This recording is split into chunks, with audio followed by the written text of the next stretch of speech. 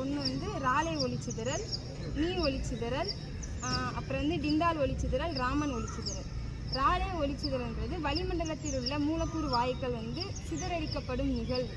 அந்த ஒளிக்கதிர் வந்து வளிமண்டலத்தில் இருக்கிற வாயுக்கள், மூலக்கூறுகள், நீர்த்துகள்கள் வந்து சிதறடிக்கப்படும் நிகழ்வு தான் வந்து ராலே ஒளிச்சிதறல்னு சொல்கிறாங்க. வானம் வந்து நீல நிறத்தில் காணப்படுறதுக்கு காரணமும் வந்து இந்த ராலே ஒளிச்சிதறல் தான்.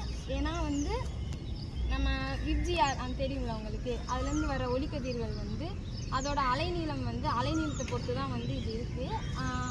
பியும் ஐயும், அதாவது வயலட்டும் இண்டிகோவும் சூரியன்கிட்டேருந்து வரும்போதே வந்து தொலைவில் வந்து சிதறடிக்கப்படுகிறது.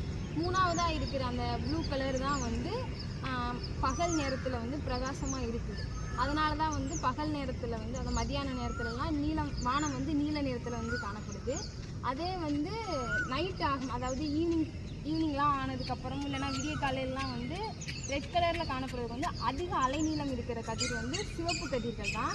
ஏன்னா நம்ம வந்து பூமி வந்து சூரியன்கிட்ட இருக்கும்போது வந்து பகல் அதாவது விடிய காலையிலையும் நைட்லேயும் வந்து தூரமாக வந்துடுது. அதனால் வந்து அதிக அலைநீளம் கொண்ட சிவப்பு கதிர்கள் மட்டும்தான் அப்போ வந்து சிதைவடைந்து கொண்டு இருக்கும். மீதம் இருக்கிற 6 கலருமே வந்து ஃபுல்லாக வந்து சிதைவடைஞ்சிடும். இந்த ஒரே ஒரு கதிர் மட்டும்தான், அந்த கலர் மட்டும்தான் வந்து அப்போ வந்து சிதைவடையும். அதனால தான் ஈவினிங் டைம்லேயும் விடிய காலையிலையும் வந்து வானம் வந்து சிவப்பு கலரில் வந்து காணப்படுதுன்னு சொல்லுவாங்க.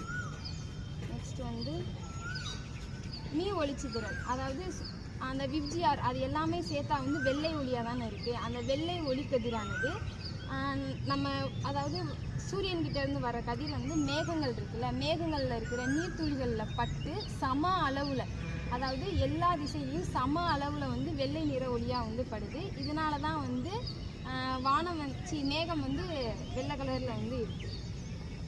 அப்புறம் வந்து டிண்டால் ஒளிச்சிதறல்ன்றது வந்து சூரியனிடம் இருந்து வர ஒளிக்கதிரானது கூழ்ம துகள்களின் மீது பட்டு சிதறடிக்கப்படும் நிகழ்வு தான் வந்து டிண்டால் விளைவு.